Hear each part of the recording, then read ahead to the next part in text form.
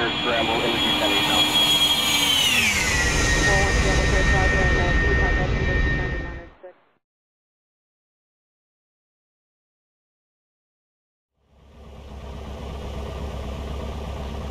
Hello and welcome to today's flight. Today is January 17, 2020. We're on the ground at Bremerton National Airport and we filed an IFR flight plan in PilotEdge. We'll give you a look at that right now, just to show you what the plan is for today. So here we are at Kilo Papa Whiskey Tango. Destination is Kilo Tango India Whiskey, 15 nautical miles. And we filed Sen intersection, which is the final approach fix for either the ILS or the VOR, runway 17 approach. Altitude filed is 3,000. And here I noted that we're planning on the localizer runway 17 approach. We're using the same approach plate, and I'll go ahead and bring up ForeFlight just to give you a look. It's the same approach plate either for the ILS or the localizer. Today we're going to be flying the localizer, which means we're going to be flying to different minimums. So let's take a look down here. So for straight in localizer runway 17, the minimum descent altitude is 760 feet. You have to have at least 1/2 mile visibility, and that procedure gives you 500 AGL. If we're circling to land runway 35, it's the same minimum. The difference is that it requires 1 mile visibility. Again, that's 500 AGL, 1 mile visibility. So the only difference between circling and straight in is the visibility requirement. Now we copied the ATIS over at Tacoma Narrows, and this is what we're showing. Information Oscar, if that's still current. Winds were calm, visibility is 10 plus, and dew point temperature spread 00, and altimeter 3012. We have that set. The difference today is we're not going to ask for our clearance on the ground. We're going to ask for our clearance after we take off. It's been filed, as you can see, but again, we're going to ask for it when we're in the air. You can only do that if when you take off you're able to maintain VFR prior to getting your clearance. We are able to do that today based on the weather conditions. The advantage it provides to air traffic control is if you get your clearance on the ground at an untethered airport, they have to clear out a large swath of airspace to ensure IFR aircraft separation for you to take off within your void time. When you do it in the air, it takes away that wide swath that they have to clear. And then once they clear you, they're going to give you a vector. In this case, we're going to ask for the vectors for the VOR, for the localizer runway 17 approach at Tacoma Narrows. As in my last video, we're using a different screen mirroring program. We used to use Lonely Screen, and now we're using a program called 5K. I had two reasons for doing that. One is I wanted instantaneous responses from my inputs on the iPad as reflected on the PC screen. We are getting that. The other goal was to eliminate the screen flicker that I was getting when this image over here would go away, like anytime I interact with X-Plane, it goes away. After that happens, I would get screen flicker with Lonely Screen. I noticed it's still happening with 5K. And I think, although I'm not sure, I think I identified the issue. And I believe it had to do, or has to do, with the recording program that I'm using to record my videos. And that program is called the GEFORCE experience. There's a couple of settings in there that I changed, and I'm hoping that it addresses that issue. We'll know after this video records. This flicker again would only occur when the screen mirroring image would go away. I'm going to try to keep ForeFlight up there as much as I can to eliminate that possibility, because it is annoying when you watch the video. All right, let's make this go away. So again, we're going to make our traffic calls to local CTAF right here. And let's just show you here real quick what we have set up. So we have CTAF frequency for here at Bremerton National, 123.05. So we're going to make our call to traffic and then depart. And then we're going to switch over to Seattle approach. Now the Seattle approach frequency that we have set there is taken again from the approach plate right here. Seattle approach control 120.1. The ATIS frequency we have in standby right here, 124.05. and we're going to listen to that when we're in the air to make sure that Oscar is still current. Tower frequency for Tacoma Narrows, which is going to be treated as a CTAF frequency for PilotEdge purposes, is 118.5. So we'll set that in standby after we switch over to the Seattle approach frequency right here. The procedure, as you can see, is we're going to ask for vectors for the final approach course of 167 degrees, and then we're going to descend after the send intersection according to these minimums. So once we hit the send intersection at 2,000, at or above 2,000, we're going to descend then to 760 feet. We already have the visibility requirement met, and then we're going to come out from under the hood, and as long as we have the airport environment in sight where we can make a landing safely, we'll go ahead and land for a full stop. So that's the plan. Just a couple of more checklist items here. All right, fuel pressure is good. Radios and avionics set. We're again tuned to the CTAF frequency. Transponder is set to altitude and squawking DOR. They'll give us a squawk code in the air.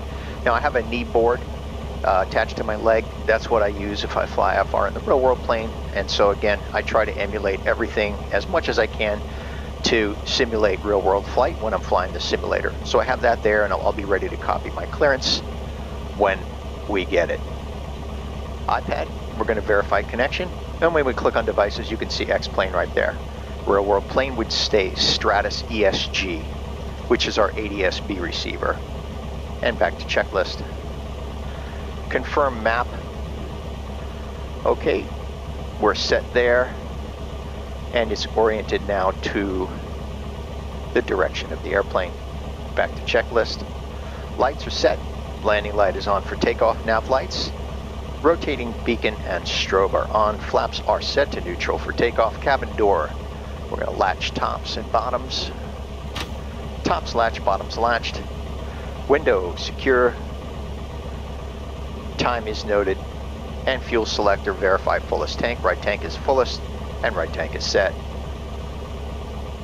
All right. We're going to leave ForeFlight off for now. So again, we're just going to make a normal takeoff. Let's talk a little bit. Let's brief the takeoff. So we're going to take off and maintain runway heading until we're 300 below pattern altitude, which here is 1,400 feet. And just to show you that, we're going to click, I'm going to tap my finger on the KPWT, and there you see the pattern altitude, 1,444 feet. Airport elevation, 444 feet. So when we're at 1,100 feet, we'll make a left turn out. So we're going to be taking off runway 20, making a left turn out, and then we're going to head east, and then request our clearance in the air once we're at 2,000 feet. All right, so that's the plan, and hopefully we'll get our clearance in time before we get into any clouds over here, because we do have to maintain VFR. And when we request our clearance, we're going to again contact Seattle approach, Cherokee 7428 Romeo, let's just say 8 miles west of send intersection, level at 2,000, and then we'll say maintaining VFR request, IFR clearance, and then they'll give us our clearance. So that's the plan. All right, again, we're going to make that go away for now and make our calls to local traffic. Bremerton traffic, Cherokee 7428 Romeo, taking off runway 20, departure to the east, Bremerton traffic. One other thing I want to point out is I have the VOR tuned right here approaching to the runway VOR. 20. And we're tuned to... Entered runway 20, 5,900 feet remaining. The 227 radial, which is the radial that identifies, and I'll stop on the runway just to show you this. One thing I meant to do. It's another way of identifying the scene intersection. So we're going to stop right here, and I'll give you a look at that.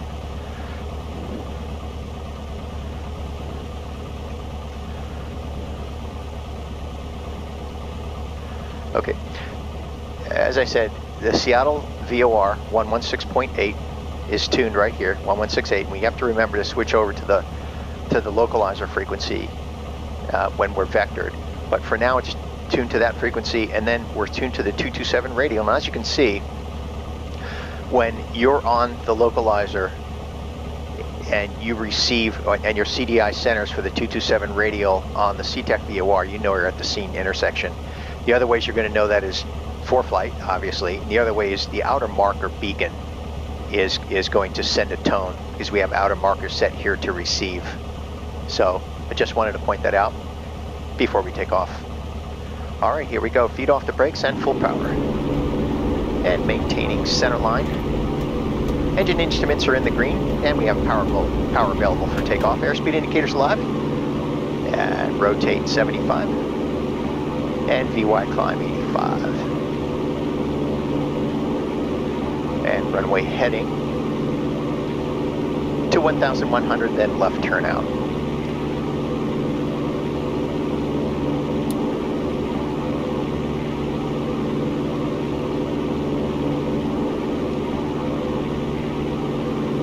Coming up on 1,000. There's 1,100. Again, we're going to climb to 2,000 feet. Nice gentle turn to the left to a heading of east.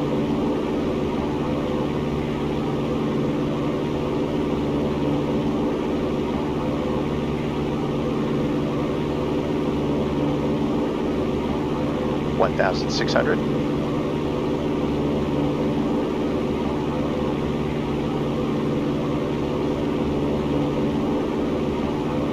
Went up on 2,000. I'm going to pull the power back to cruise at 2,300 and level out.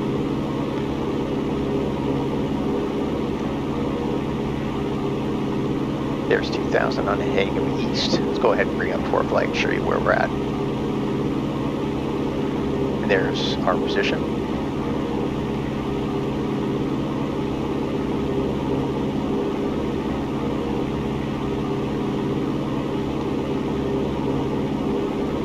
All right, I'm going to switch over to 120.1, and we're going to set tower in our standby 118.5. 1185 is set.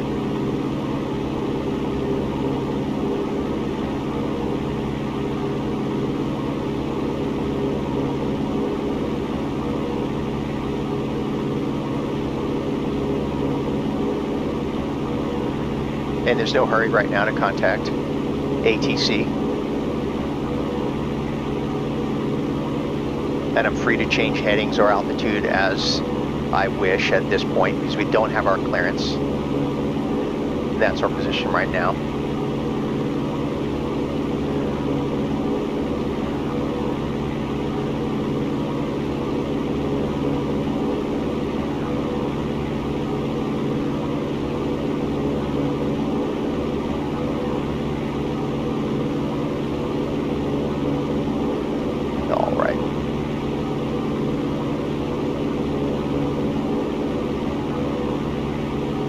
Listening for radio. Southwest 101.6 PQ.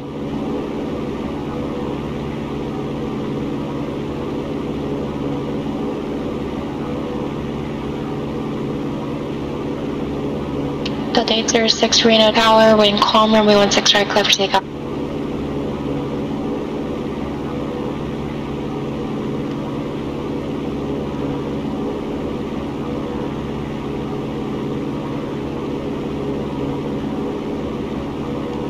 Seattle approach, Cherokee 7428 Romeo, 8 miles northwest of scene intersection, level at 2,000. I'd like to pick up a IFR clearance to Tacoma Narrows.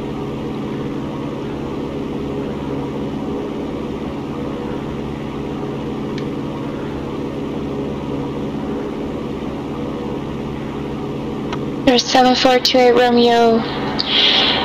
Seattle approach, squawk 3310, ident. 3310 and ident, 28 Romeo.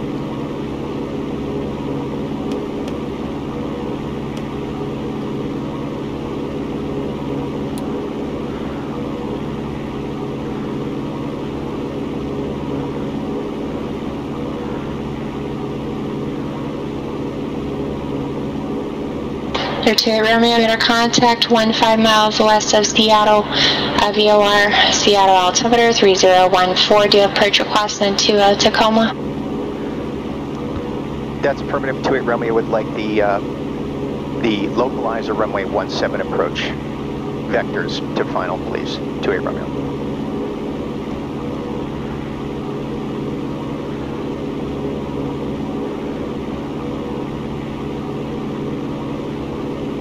Clear 7428 Romeo, clear to Tacoma Narrows Airport as filed. And climb and maintain 3000, expect to localize runway 17 approach. Advise you of weather. Okay, clear to Tacoma Narrows as filed, climbing 3000 and expect vectors for the localizer runway 17 approach. And we do have Oscar, 28 Romeo. Delta 806, contact NorCal departure.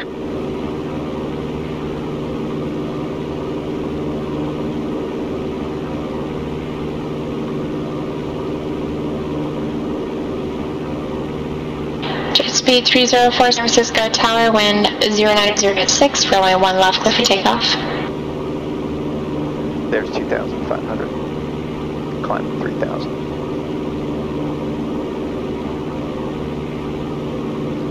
NorCal departure Delta 806, 6000, climbing via the 06.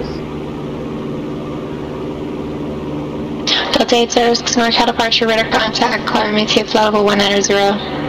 So now I'm we can go into the 190, clouds, Delta 806. since we do have our IFR clearance. Clear 2A Romeo, turn right, heading 15 in the localizer. Right turn to 150 to intercept localizer 28 Romeo.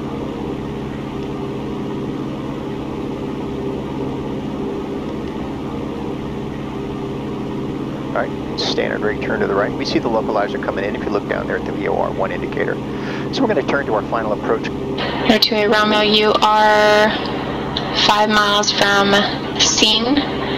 I can do the right turn heading 180 till established. Maintain 2000 till established localizer, clear localizer runway 17 approach. Okay, descend and maintain 2000 until established. Cleared for the localizer runway 17 approach 28 Romeo.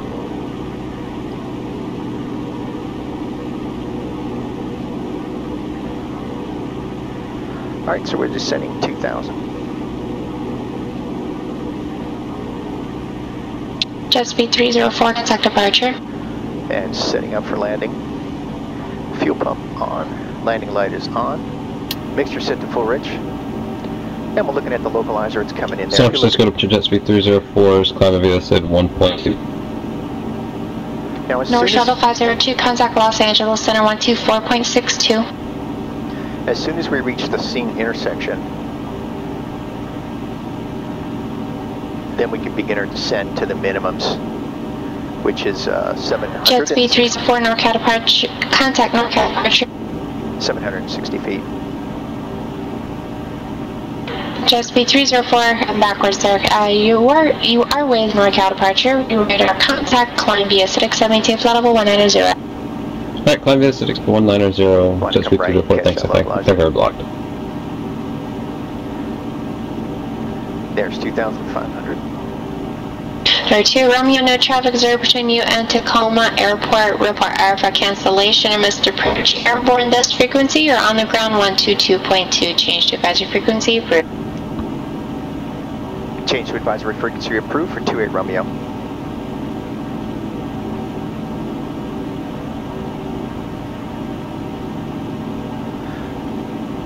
Alright, so the couple of ways we're going to know we're at the scene intersection. One obvious way is we'll bring up ForeFlight here and just show you, although I'm trying not to look at ForeFlight for this purpose. I want to fly my instruments. Obviously, ForeFlight is going to tell us when we're there. It's 1.4 miles, as you can see in the lower left of the display. The other way is we're going to hear the outer marker. So there's 2,000. We want to level off at 2,000. So we're going to bring the power up and trim for that. And we see the localizer coming in. So we're going to turn to our final approach course, which we have set on the heading bug for 167 degrees. The other way we're going to know is at 2,000 feet, once we are glide slope centers, we're going to know that we're at the scene intersection. So we'll be here in the outer marker here any second. And there we see the glide slope coming in. And at 2,000, when that centers, we know we're on. There's the outer marker. There's the glide slope. Now we want to begin about a 500 foot per minute descent. That's going to vary depending on winds. Okay, so we want to increase our descent a little bit. We don't want that to get away from us. And we want to bring the airplane to the right and recapture that localizer. Warning, terrain ahead. Yeah, that's our fourth line. Okay, we're coming right. I just want to capture that localizer once again. Sometimes when you narrate, you should really be paying more attention to your instruments, but I am trying to narrate the procedure as we go. Okay, so we see the localizer coming in. As you can see, the needle's moving to the left. And our glide slope is, we're just slightly above. Good descent rate. Now we're going to go ahead and add our first notch of flaps. That's added. And we're switching over to advisory frequency now that everything's all stabilized. Tacoma traffic, Turkey 742 at Romeo is 5 miles to the north, inbound. Localizer runway 17 approach, Tacoma traffic. Okay, so our sync rate's good. We want to come right. I'm trying to look down here so I don't look at the runway. Actually, I have to correct myself. I've been flying the glide slope, even though we're flying a localizer approach. I should ignore that and just descend to the minimum of 760 feet. So I'm not beholden to that glide slope right now since I'm flying a localizer procedure. It's just the minimums are considerably higher, obviously, than an ILS procedure. Okay, so we're going to capture that localizer again, and we're just going to descend independent right now of the glide slope. So I'm ignoring that right now. You can see we're well below what would normally be an ILS minimum for the descent. 500. Warning, obstacle ahead. We're going to go ahead and level off here. And there we have the localizer. So we're at our minimums. And we're going to come out from under the hood. Warning, obstacle ahead. Runway. So we should be able to make now a normal approach and landing. So I'm landing my second notch of flaps. And we're going to bring that airspeed down a little bit, reduce power.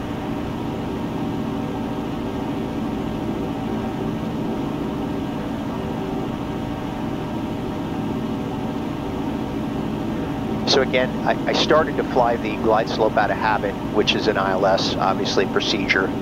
But for the purpose of the plate and the procedure we're flying, which is localizer only, which is non-precision, I went ahead and ignored that glide slope, descended below it to our minimum descent altitude of 760 feet. Now, if we were circling to land, we would get instructions for tower of either right or left downwind for runway 35, but that would be our minimum descent altitude. Difference is, again, on a circling procedure, we would have to have 1 mile or better visibility, whereas on a straight-in runway 17, the visibility requirement is a half a mile. Adding our final notch of flaps.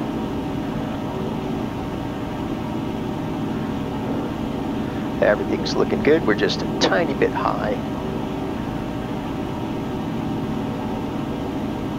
Pulling the power back. And when landing's assured, we're going to pull it back to idle. And landing's assured. I like to cross the threshold about 75 miles per hour. And there it is.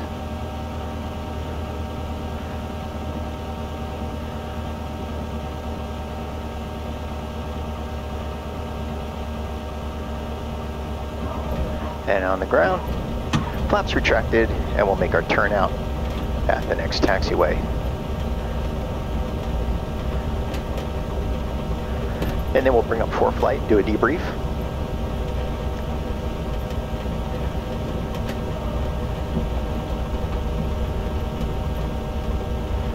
Now, I pointed this out to a couple of people who have commented on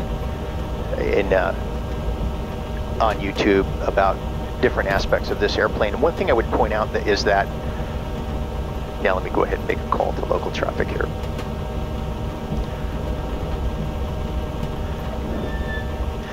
Tacoma traffic, Cherokee 742 at Romeo's clear of the runway, Tacoma traffic. Now I'm going to switch over to 122.2 and we'll cancel IFR.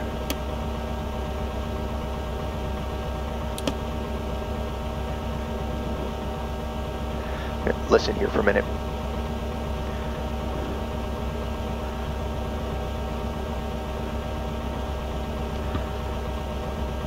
Seattle approach, Cherokee 742 at Romeo, cancel IFR please. Cherokee 2 at Romeo, IFR cancellation is received. Thank you. Have a wonderful day. Thanks for your help. Have a great day. 2 at Romeo.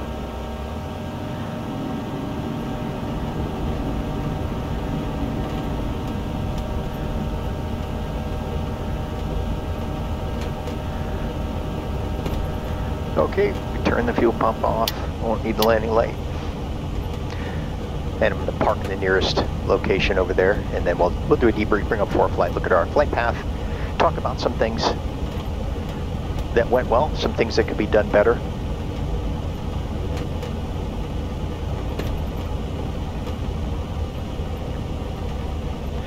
And when I do these videos, I go back and I listen to my radio comms, and I also critique myself on those. Always with the goal of improving, obviously. Radio communications is a big deal. My goal, obviously, is to make them as clear and concise as possible, say what needs to be said in the proper order, as concisely as possible, so you're not taking up a whole lot of airtime when you communicate with ATC. So I'm constantly studying and reviewing and listening to other ATC communications. As they say, a good pilot's always learning. And that's why I fly a lot of simulator. Not only do I enjoy it a great deal, really as much as a real-world flight, but I use it as a learning tool. And when I make these videos, it's for my own training benefit and for the benefit of anyone who cares to watch them. All right, so let's go ahead and shut everything down. So we're going to turn off the avionics master and all of our lights. And our master switch is off, and pulling it back to idle cutoff and mags off. All right, let's bring up for flight. Hopefully that screen flicker issue was addressed with some of the settings that I changed in GeForce. I don't know, and I won't know until I review the video. As I said in my previous video, I don't see the screen flicker when I'm flying the airplane. It's just in the recording, and that's why I kind of think it has something to do with the GeForce recording settings that are conflicting with the screen mirroring program. I don't know. Okay, so let's take a look here and shrink this down. So there we are at Bremerton National. We took off and climbed to 300 below pattern altitude, which is 1,100 feet. Pattern altitude's 1,400 feet. And we made a standard rate left turn on the heading of east. And then we leveled off at 2,000, made our radio call somewhere in here. And again, we want to tell them who we are, where we are, and what we want. So Cherokee 7428 Romeo, 8 miles northwest of Scene intersection. Level at 2,000, and then I requested to pick up my IFR clearance into Tacoma Narrows. It was already in their system. She found it, and then she gave us, she asked my intentions, and then I stated that I request the localizer runway 17 approach Tacoma Narrows, vectors to final, and then she gave us vectors somewhere in here. Obviously, we made our turn. And then we intercepted the localizer here, somewhere up in here. I think we intercepted the localizer probably 5 miles out of Sen intersection. And then at Sen intersection, I started to fly the glide slope. That's something I needed to pay attention to because I was flying the localizer only procedure, which assumes you don't have the vertical navigation ability via the glide slope. But out of habit, I started following the glide slope, which is fine. I have the equipment on the airplane, but the goal was to fly it in accordance with the localizer published procedure, which calls for a descent from Scene intersection from 2,000 down to 760. Now, it doesn't state, there's no step downs, so you could go from 2,000 down to 760 as quick as you can get there, but you have to level off at 760, and until you have the airport environment in sight where you can make a safe landing, which is what I did. There's also a missed approach point. If you don't have the airport in sight by the time you reach that missed approach point, then you would have to execute the missed approach, which calls for climbing to 1,500. Let's go ahead and bring up the plate so you can see that. All right, so we're going to show plate, and then we're going to bring up the ILS localizer 17, superimpose that, make that go away. Yeah, so there we are. And there's the missed approach procedure. Climb to 1,500 on runway, hitting climbing right turn to 2,000 on hitting 290 to the CTAC 227 radial scene intersection, which would bring us right back here. And then we would do this hold, which I did in another video. You could look at that one if you want to, but you would do this hold. Or you could request to shoot the approach again, in which case they could give you vectors to final, or they would ask you maybe if you want the full procedure, then you would fly the procedure turn outbound and then come in according to that. That's exactly what I did in the other video if you care to take a look at that, which is again a KPWT-KTIW IFR with a missed approach and hold, again in the other video. So that's the main goal of this, was to show you how to pick up an IFR clearance after you take off. You don't have to get them on the ground. Sometimes you can't get them on the ground, but there are a lot of options. You could have a telephone. You can call flight service station. Call flight service station in the air. In this case, I contacted approach control. That was published on the plate right here, 121.1. Okay, so that's it for today. A good little IFR workout. Thanks for joining me, and I look forward to seeing you again next time.